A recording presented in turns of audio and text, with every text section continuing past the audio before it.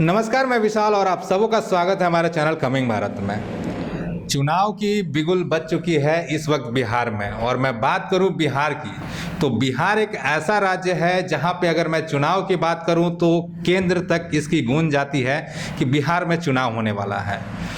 हमने और हमारी टीम ने बहुत सारे जगहों पे जाकर कवरेज की है और वैसा चित्र दिखाया आपको जो कि शायद ही आपने कभी देखा होगा और उसके बारे में सुना होगा। हर क्षेत्र घूम रही है, हर जगह जा रही है, चाहे मैं बात करूं किसी भी पार्टी की, किसी भी लोग की, किसी भी तरह के लोग की। और इसी बीच हमारे साथ मौजूद हैं विश्वजीत कुमार, जो कि राज्य कार्यकारिणी सदस्य भाकपा और बिहार पूर्व राष्ट्रीय महासचिव AISF से बिलोंग करते हैं। हम उनसे कई सवाल और कई मुद्दाओं पे बात करेंगे, क्योंकि आपको ही पता है कि लोग बहुत सारे चीज़ों से रूबरू नहीं हुए हैं। हम इनसे जुड़ेंगे और बहुत सारे सवालों का जवाब भी लेंगे।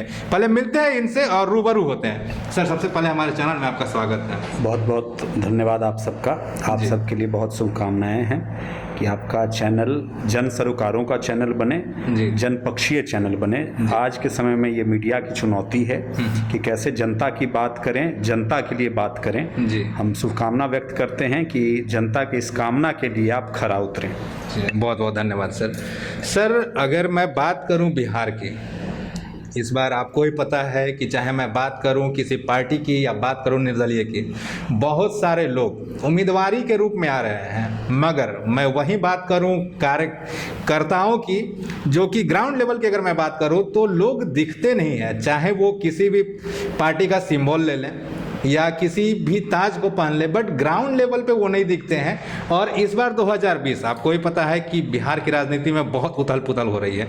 तो क्या लग रहा है इस बार 2020 विधानसभा में क्या कुछ नया और क्या कुछ विशेष होने वाला है? देखिए, जो आप कार्यकर्ता और राजनीति की बात, पार्टियों की जो बात किए जी, उसमें एक बहुत बड़ी चुनौती हो गई है आज की पूंजीवादी राजनीति की। जी, पूंजीवादी राजनीति ने आम जनता को राजनीति की मुख्य धारा से अलग कर दिया है। जी बिल्कुल। और मुख्य धारा से अलग करने का ये हो रहा है कि आम लोग अपने आप को रिलेट ही नहीं कर पा रहे हैं कि ये चुनाव मेरे लिए है और ये चुनाव मेरा है। जी जी। उनको लगता है, इस तरह का माहौल बना दिया गया है कि चंद नेता जो हैं, जो विधायक हैं, सांसद हैं या नेता पुत्र हैं या धनपति पुत्र हैं, वो उनको लगता है कि बस तो उन्हीं के लिए है, उन्हीं का खेल चल रहा है। तो उसी में आम आदमी अपने आप को वहां महसूस ही नहीं करता है कि ये मेरा और मेरे लिए चुनाव है। ये अपने आप में लोकतंत्र के लिए बहुत बड़ी चुनौती के रूप में सामने खड़ा है कि आम जनता का जो चुनाव है वो आम जनता से ही दूर है। तो लोकतंत्र आम जनता से दूर है, उसको यह प्रदर्शित कर रहा है। तो और ऐसे में बिहार का भी चुनाव हो रहा है। लगातार पिछले 1952 से लगातार आम जनता चुनाव देख रही है, लेकिन जो जनता को मिलना चाहिए वो जनता को मिलता नहीं है, इसलिए जनता में निराशा होती है। अभी यहाँ जो चुनाव बिहार में हो रहा है, हम देख रहे हैं कि पिछले 15 वर्षों से ये एनडीए का लगभग कमोवेश शासन है। बीच में 2 साल करीब वो ये हुआ तो अलग हुए, लेकिन कमोवेश एनडीए का शासन है। एनडीए का जो तरीका है वो बोलता कुछ है, करता कुछ है। अच्छा, ये सामने है कि भाई वो जब बोलेंगे कि हम विकास कर रहे हैं तो विकास वहाँ नहीं होगा, वहाँ विनाश होगा। पूरे देश के स्तर पे ये देखा जा सकता है। और राज्य में भी अभी कह रहे हैं कि भाजपा है तो भरोसा है। तो वो देखा जा सकता है कि अभी सबसे ज्यादा अगर कहीं के नौजवानों पर अत्याचार हुआ तो वो बिहार के नौजवान थे, जो विभिन्न जगहों पर काम करते थे और कैसे उनको कितना 2-2 हजार किलोमीटर की पैदल यात्रा उस चिलचिलाते धूप में करना पड़ा। और बिहार की सरकार कहते थे कि हमको बुलाएंगे नहीं है, हमारे यहाँ जगह नहीं है, हम ट्रेन नहीं देंगे, गाड़ियाँ। मैं यहाँ पे आपको कुछ समय के लिए रोकना चाहूँगा। आपने कुछ बातें कही है, जैसे कि आपने एक अहम बात कहा है कि यहाँ पे पूंजीपतियों का खेल है। ये बात मैं आपसे पूछना भी चाहता था कि बहुत सारे लोग ऐसे हैं जो कि बहुत कार्य कर रहे हैं, बट अगर देखा जाए तो पूंजीपतियों के, जैसा कि आपने ही बताया कि किसी के पिताजी अगर ऊंचे लेवल पे हैं तो पैसा देकर वो आ जा रहे राजनीति में। आपने ये बात कहा, मैं आपसे ये जानना चाहूँगा कि आपको ऐसा क्यों लगता है। और दूसरा चीज़ आपने कहा विकास के नाम पे अभी तक नीतीश जी ने अभी तक कुछ नहीं किया है, बट उन्होंने तक कई ऐसे दावा किए हैं कि बिहार में उन्होंने रोजगार दिया है, बिहार में उन्होंने नल जल योजना दिया है, बिहार कोरोना काल में उन्होंने बहुत सारे लोगों के लिए कार्य भी किया है। ये उनका कहा नाम है। तो ये कार्यकाल आपको नहीं दिखा है क्या? मतलब ऐसा आपको लगा नहीं है क्या? देखिए, दो सवाल हैं हालांकि, और दोनों अलग अलग कॉन्टेक्स्ट के सवाल हैं, तो हम तो अलग अलग जवाब लेते आप तो ज़्यादा बेहतर होता। जी, हम एक एक करके ही आपको जवाब देते हैं। बिल्कुल। सबसे पहले नीतीश कुमार वाले से ही हम शुरू करते हैं। नीतीश कुमार जी वो दिखा रहे हैं कि हम बहुत कुछ किए हैं जी, और वो बहुत कुछ किए हैं, तो भाई जनता ने उनको चीफ मिनिस्टर बनाया था, उनका करने का दायित्व बनता था, जब उन्होंने वो उनको करना है। लेकिन फिर भी जो बेसिक काम जो होता है, आप बेसिक काम कहते हैं कि शिक्षा व्यवस्था का क्या हाल है। अभी भी विश्वविद्यालयों में आधा से ज़्यादा पद शिक्षकों के खाली हैं। अच्छा। तो जब विश्वविद्यालय में शिक्षकों के पद खाली हैं तो बच्चों को शिक्षा क्या मिलेगी, और बच्चों को जब शिक्षा नहीं मिलेगा तो राज्य का भविष्य क्या होगा? आपने कौन सा बड़ा काम किया? एक बात नंबर 2, अभी जब कोरोना संकट आया तो इसने तो स्वास्थ्य की व्यवस्था को भी उजागर कर दिया कि आपके पास में ऑक्सीजन नहीं थे, ऑक्सीजन के बिना बहुत सारे लोग मर गए। ठीक है, डॉक्टरों अस्पतालों में डॉक्टर नहीं मिल रहे थे मरीजों को, और जहां डॉक्टर मिल रहे हैं वहां संसाधन नहीं मिल रहा है। बहुत सारे डॉक्टर और जो स्टाफ रहे हैं वो सुरक्षा के अभाव में काम करना लोगों ने छोड़ दिया। तो शिक्षा का व्यवस्था, स्वास्थ्य का व्यवस्था और रोजगार की व्यवस्था तो पूरी दुनिया ने देखा है, पूरी दुनिया ने देख लिया कि बिहार में क्यों अपने बाल बच्चे परिवार से क्यों अलग होकर के क्यों जाएगा वो काम करने के लिए चेन्नई और मद्रास और वो विभिन्न जगहों पे बंगलोर। बट ये जो हमारे नीतीश कुमार जी हैं, वो उनका ऐसा दावा क्यों होता है बार बार कि हमने बिहार में जितने प्रवासी आते हैं उनको बाहर जाने की जरूरत नहीं है, उन्हें वो खुद रोजगार देंगे। मैं बात करूं तो बहुत सारे ऐसे फैक्ट्री है बिहार में पहले से ही बंद है, और जो नया प्रोजेक्ट आ रहा है वो तो ऑलरेडी बंद ही के कगार पे है। तो ऐसा दावा क्यों किया जा रहा है? देखिए, ये दावा चूंकि भाई वो सत्ता में है और सत्ता में बने रहना चाहेंगे, तो भाई वो हम जितना ज़्यादा झूठ बोलेंगे हम उतना ज़्यादा कामयाब होंगे। उनके पास में झूठ बोलने का ही सहारा है, झूठ बोलने का ही आश्रय है। अच्छा। तो झूठ पे ही सरकार बनाना चाहते हैं, इसलिए झूठ वो बोलते हैं और बोलेंगे। मोदी जी भी बोलते हैं, मोदी जी भी झूठ पे ही चलते हैं, और नीतीश बाबू भी झूठ पर ही चलते हैं, सो चल रहे हैं वो लोग। जी, वही हमारी टीम, मैंने आपको पहले ही बताया कि हमारी टीम बिहार के हर एक उस क्षेत्र में गई है जहाँ पे सड़क की हाल तो मैं दूर की बात बताता हूँ, बिजली का भी वहाँ पे व्यवस्था कुछ खास तौर पे नहीं है। 15 सालों से यह सरकार है। ऐसा क्यों होता है? लोग अपना जनप्रतिनिधि चुनकर भरोसे के साथ देती है कि हमारे जनप्रतिनिधि अगर बनते हैं हमारे क्षेत्र से तो हमारा भी क्षेत्र और शहरी क्षेत्रों की तरह बनेगा। बट ऐसा होता क्यों नहीं है? हमारी टीम हर एक उस जगह पे गई है जहाँ पे लोगों को राशन कार्ड भी नहीं मिला है। अगर राशन कार्ड बनता भी है तो पैसा लिया जा रहा है। तो सरकार के पास पैसे की कमी होती है क्या? बिल्कुल नहीं, सरकार के पास में कोई पैसे की कमी नहीं है जी। संकट सरकार की मंशा का है, एक बात नंबर 2 यह है कि सरकार का चरित्र क्या है। सरकार क्या जनता की सच में सरकार है? क्या सच में जनता के लिए सरकार है?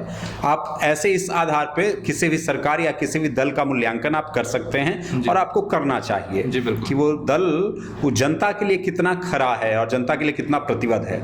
आप देखेंगे कि 15 साल हो गए भैया, 15 साल में हमने आपको बेसिक सवाल उठाया कि भाई वो क्यों नहीं, वो तमाम जो हमारी यूनिवर्सिटीज़ के पद थे वो क्यों नहीं भरे गए? एक तरफ लोग बेरोजगारी की मार झेल रहे हैं, बिहार का युवा सबसे ज़्यादा पीड़ित है, तो वो रोजगार के सवाल से पीड़ित है। जी, हमने भी कुछ कवरेज किया है, जो कि बीपीएससी के लोग भी अभी कुछ दिन पहले हड़ताल पे थे कि बिहार राज्य एक ऐसा राज्य है जहाँ पे उम्र आयु बहुत कम दी गई है बीपीएससी में। वही मैं बात करूँ दूसरे राज्यों की तो उम्र आयु जो है, आयु सीमा बहुत ज़्यादा है। तो ऐसा क्यों होता है कि यहाँ पे स्टूडेंट को ही दबाया जाता है, जबकि ज़्यादा से ज़्यादा यूपीएससी और बीपीएससी अगर मैं बात करूँ तो बिहार के लोग बहुत ज़्यादा होते हैं? तो ऐसा क्यों हो रहा है? देखिए, एक तो यह कि सरकार चाहती है कि युवा को हम दबा करके रखें, उनको आगे नहीं बढ़ने दे, एक कारण है। और दूसरा, हम युवा साथियों में भी हमारी कमी है कि हम एकजुटता में नहीं हैं, हमारे पास में एकता नहीं है, हमारे पास में संगठन नहीं है। हम तमाम युवाओं को बिहार के अंदर में जाति धर्म में बहुत तेजी से बांटा गया है, और सारे युवा कोई ना कोई अपने आप को कोई जाति का समझते हैं, वो युवा अपने आप को नहीं समझते हैं, और वो समझते हैं कि अरे भाई वो तो उनके साथ हुआ ना, मेरे साथ नहीं हुआ ना, वो बेरोजगार हुए ना, मैं बेरोजगार तो नहीं हुआ। लेकिन सबको बेरोजगार होना है, सब बेरोजगार बेरोजगारी के कतार में, बेरोजगारी के बाजार में सबको खड़ा होना है। तो ये संकट है जिस कारण से हम युवाओं को और राज्य की जनता को और भोगना पड़ता है। अच्छा, मैं आपसे एक अहम सवाल पूछना चाहता हूँ। नीतीश कुमार जी पिछले कई वर्षों से बिहार को स्पेशल राज्य दर्जा मतलब मांग कर रहे हैं। केंद्र में भी उनकी सरकार है, महागठबंधन से वो आ रहे, डबल इंजन की सरकार है, अभी तक क्यों नहीं हुआ है? और ये दूसरे की राज्यकाल में आते हैं तो हंगामा होता है कि बिहार को स्पेशल राज्य का दर्जा क्यों नहीं मिला। मैं आपसे पूछना चाहता हूं, क्योंकि आप भी राजनीति में हैं, तो अभी तक बिहार को स्पेशल राज्य का दर्जा क्यों नहीं मिला है? क्या कुछ कमियां रह गई है बिहार में? बहुत महत्वपूर्ण सवाल है, बहुत ज़रूरी सवाल है, और ये सवाल ज़रूर हम तो कहेंगे कि हर मीडिया के साथी को ये सवाल पूछना चाहिए। आज के समय में हर राजनीतिज्ञ से पूछना चाहिए, खास करके जो सत्ता दल के लोग हैं उनसे तो ज़रूर पूछना चाहिए। देखिए, ये बिहार को विशेष राज्य का दर्जा मिले, यह चुनावी ललीपॉप बन के रह गया है। अच्छा, हमेशा ये एक ललीपॉप के तौर पर बिहार की जनता को मूर्ख बनाने के लिए ये सामने लाते हैं और जनता को मूर्ख बनाते हैं। यह बात तो सामने है ना कि पिछले 15 साल से लगभग आप ये सवाल को उठा रहे हैं, सामने ला रहे हैं, और 2014 से तो आपकी ही सरकार है केंद्र में, तो क्यों नहीं यह हासिल हुआ? बार बार हमारे मोदी जी तरह तरह की पैकेज की बात करते हैं। अरे भैया, वो पुराना पैकेज जो आपने घोषणा किया था गांधी मैदान में, वो पैकेज का क्या हुआ कि आप तरह तरह का नए पैकेज की बात कर रहे हैं? तो ये सब धोखा देने का काम है, और लोग धोखा दे रहे हैं बिहार की जनता को और बिहार के मतदाताओं को। अब है कि ये विशेष राज्य का दर्जा ये क्यों नहीं दे रहे हैं? देखिए, बिहार को अगर विशेष राज्य का दर्जा मिल जाएगा, बिहार में उद्योग धंधे लग जाएंगे, यहाँ के नौजवानों को रोज़गार मिल जाएगा, तो भाई जो बाहर के जो बड़े बड़े राज्य हैं उनको सस्ता मजदूर कहाँ से मिलेगा? अच्छा, इसलिए कि बाहर के राज्यों के बड़े बड़े उद्योगपतियों को, पूंजीपतियों को बिहारी नौजवानों का वो शोषण जारी रखें, इसलिए बिहार को विशेष राज्य का दर्जा उन्हीं के दबाव में नहीं दिया जाता है। और इसलिए बिहार को बदतर बना करके भी रखा जाता है, बीमारू राज्य बना करके भी रखा जाता है कि यहाँ के मजदूर बाहर जा करके कम पैसे पे वो काम करने को बाध्य हों और उनको अधिक से अधिक मुनाफा बन सके। तो यहाँ पे मुख्यमंत्री द्वारा दावा क्यों किया जाता है? बाहर में जब भी जाते हैं तो हमारा ये दावा उनका रहता है कि बिहार सबसे आगे है। क्यों ऐसा वो बार बार कहते हैं, जब वो खुद नहीं चाहते हैं कि यहाँ पे किसी भी तरह का उद्योग लगे, यहाँ के बच्चे लोग की पढ़ाई रुक जाए? तो फिर ऐसा दावा वो मीडिया के तौर पे टीवी पे आके वो क्यों बोलते हैं कि बिहार अलग लेवल पे है, बिहार में बहुत सारा रोजगार है? ऐसा क्यों होता है? ये सब हम जब सत्ता में है, कुर्सी पे बैठे हुए हैं, तो हमको तो कुछ ना कुछ तो बोलना पड़ेगा ना भाई। अच्छा, मतलब कुर्सी बचाने के लिए कुछ बोलना पड़ता है, वही तो बोलना पड़ेगा ना, बिना तो बोले वो हम टिक नहीं पाएंगे। तो हम जब अपना सच बोलेंगे, वास्तविकता दिखाएंगे, तो कुर्सी पे रह नहीं पाएंगे। तो कुर्सी पे हैं बने हुए और कुर्सी पे हमें बने रहना है, इसलिए हमको झूठ बोलना पड़ेगा, वास्तविकता को छिपाना होगा और जो गैर वास्तविक है उसको सामने लाना होगा। यही काम हो रहा है। मैं आपसे एक अहम सवाल पूछना चाहता हूं, क्या जो नीतीश कुमार की शासन है, बीजेपी के बगैर नीतीश जी का कोई अस्तित्व है कि नहीं है बिहार में? देखिए, नीतीश जी का तो अस्तित्व था जी, बिहार में नीतीश जी का अस्तित्व था, और नीतीश जी के अस्तित्व पर बीजेपी वो खड़ा हो गई बिहार में। जैसे एक पुराना कहानी विक्रम बेताल का आपने सुना होगा। जी जी बिल्कुल, बहुत ठीक अच्छे है से। तो वही हाल बिहार में अंदर हुआ, बिहार के अंदर हुआ बीजेपी के साथ में। वो जैसे विक्रम के कंधे पर बेताल सवार हो जाता था, तो उसी तरह से नीतीश जी के कंधे पर बेताल के रूप में बीजेपी सवार हो गई और बीजेपी गांव-गांव में पहुंच गया और बीजेपी का जनाधार खत्म हो गया। इसका नीतीश जी का जनाधार खत्म हो चुका है। ठीक है, तो बेताल की भांति बीजेपी ने नीतीश जी को खत्म किया है, और खत्म नीतीश कुमार को ही नहीं किया है। नीतीश जी के कारण बिहार जो महात्मा बुद्ध की धरती थी, महावीर की धरती थी, जो अहिंसा परमो धर्म की धरती थी, वो आज दंगे की धरती में बदल दिया है। आपने देखा है पिछले वर्षों में कि 18 जिलों में दंगे हुए हैं। जी बिल्कुल, बिहार के अंदर में 18 जगहों पे दंगे हुए हैं। मुजफ्फरपुर जैसा बालगृह कांड हुआ है, बहुत सारा ऐसे कांड हुआ है। मैं बात करते करते हम लोग काफ़ी दूर चले गए थे। मैं बिहार की राजनीति में बात कर रहा हूँ। क्या लग रहा है इस बार बिहार में सच में बदलाव की ज़रूरत है, एक युवा सरकार की ज़रूरत है?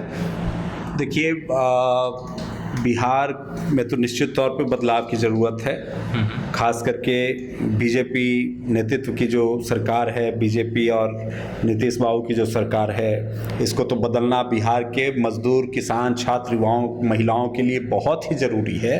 तो यह है, और इसका ही दिशा भी है। हर जगह से हर कोई गुस्से में है, हर कर्मचारी गुस्से में है, डॉक्टर गुस्से में है, स्टाफ गुस्से में है, शिक्षक गुस्से में है, नौजवान गुस्से में है, बेरोजगार गुस्से में है। मतलब कि सारे बिहार की जनता लगभग वो गुस्से में है। तो उसका परिणाम वो होना चाहिए। प्रयास हुआ है कि महागठबंधन के जरिए वोटों का बिखराव नहीं हो और मिल करके यह जो सरकार, जो जन विरोधी सरकार है, छात्र युवा विरोधी सरकार है, देश विरोधी सरकार है, इस सरकार को बदला जाए, उखाड़ के फेंका जाए। किस तरह की सरकार की अपेक्षा आप करते हैं? क्या लगता है इस बार मतलब सीएम का चेहरा कौन होगा और क्यों होगा? देखिए, वो महागठबंधन बनी है, एक उम्मीद आम जनता के बीच में वो बना है, क्योंकि महागठबंधन में वाम दल वो शामिल हुए हैं, और वाम दल के शामिल होने से सिद्धांतों की राजनीति आगे बढ़ती है, और सिद्धांतों की जब राजनीति होगी तो जनता की बात होगी, और वहाँ से उम्मीद है कि महागठबंधन के जरिए एक अच्छा वो चेहरा भी सामने आएगा और अच्छी राजनीति भी समाज के अंदर स्थापित होगी। किस तरह का चेहरा होगा? आपके मन में भी होगा वो चेहरा? चेहरा तो मैं नाम जानना चाहता हूँ आपसे। तो जैसे महागठबंधन के एक उम्मीदवार आपको वो तेजस्वी भी हैं जी, और भी कई नाम हैं जो वो नाम वो हो सकते हैं कि वो सामने आए। एक नाम कन्हैया कुमार भी हैं, और भी कई लोग हैं जो वो सामने आ सकते हैं। महागठबंधन के लोग वो आगे तय करेंगे, चुनेंगे, और वो मतलब कहीं ना कहीं इस बार कन्हैया कुमार भी एक युवा चेहरा के तौर पे बाहर आ सकते हैं। हाँ, वो है, बजावता है। क्या लग रहा है इस बार? एक तरफ डबल इंजन की सरकार है, दूसरी तरफ महागठबंधन है, क्या लग रहा है दोनों में से अगर कंपेयरिंग किया जाए तो दोनों में से किसका कार्यकाल इस बार देखने को मिलेगा? बहुत ज़्यादा उम्मीद महागठबंधन का है जी, चूँकि हमने बता दिया आपको कि आम जनता इस डबल इंजन की सरकार, बीजेपी जदयू की सरकार से काफ़ी खफा है, नाराज़ है, और उसको बदलना चाहती है। तो महागठबंधन ही वो रास्ता है जिससे आम जनता के सरोकारों की पूर्ति हो सकती है। क्या आपको ये नहीं लगता है कि इस बार भी जो सरकार बनेगी, दावाएं होंगी, वादा होंगे, क्या वो पूरा होगा? जब महागठबंधन की सरकार बनती है तो उसमें तो वो पूरा होने का बहुत ज़्यादा संभावना होगा, चूँकि हमने कह दिया कि महागठबंधन में इस बार वामदल भी शामिल हैं। अच्छा। वामदल वो पार्टियां हैं या कम्युनिस्ट पार्टियां वो पार्टियां होती हैं जो केवल सत्ता के लिए काम नहीं करती है, वो जनता के लिए काम करती है। चाहे वो उसके विधायक हों या ना हो, वो सड़कों पर संघर्ष करते हैं, और जब उसके विधायक या सांसद होते हैं तो संसद में भी जनता के पक्ष में कानून बनाने के लिए काम करते हैं। आपने देखा है कैसे यूपीए 1 में कम्युनिस्ट पार्टी के 62 सांसदों का समर्थन था, और सारे कानून, सूचना का अधिकार कानून, शिक्षा अधिकार का कानून, आपको वनवासी वो अधिकार कानून, ऐसे बहुत सारे कानून वो यूपीए 1 में वाम दलों के सपोर्ट के कारण वो जनता को मिले। मतलब कहीं ना कहीं इस बार लगता है कि बिहार में सच में बदलाव की जरूरत है, और बदलाव होगा तो पूरी तरह से बदलाव होगा। बिल्कुल बिल्कुल, नीतियों में बदलाव होगा, व्यवहार में बदलाव होगा। जी बिल्कुल। और आपने बातों बातों में कहा कि कृषि में भी और युवाओं में भी और पढ़ाई जगत में, मतलब कि जितने भी क्षेत्र है अभी तक काम नहीं हुआ है, सारे में बदलाव होता है अगर आपकी सरकार आती है तो। निश्चित निश्चित, यही हमारा प्रयास है, यही हमारा घोषणा पत्र है। चलिए, बहुत बहुत धन्यवाद। तो जैसा कि आपने देखा, हमारे साथ अभी मौजूद थे विश्वजीत जी, जिनका साफ का नाम था कि अभी तक नीतीश जी के सरकार में अभी तक वैसा कोई भी काम नहीं हुआ है जो कि पूर्ण रूप से होना चाहिए था। चाहे मैं बात करूं युवाओं की, महिलाओं की, कृषि क्षेत्र में या चिकित्सा जगत में, किसी भी तरह का कोई काम नहीं हुआ है। मगर इनका साफ साफ का नाम है कि अगर इनकी गठबंधन सरकार बनती है तो वो हर एक क्षेत्र में काम करेंगे जिसके लोगों का इंतजार है। बहरहाल, ऐसे ही तमाम खबरों के लिए बने रहे हमारे चैनल के साथ। और हाँ, अभी तक आपने हमारे चैनल को लाइक, सब्सक्राइब और शेयर नहीं किया है तो जल्द से जल्द कर लें। धन्यवाद।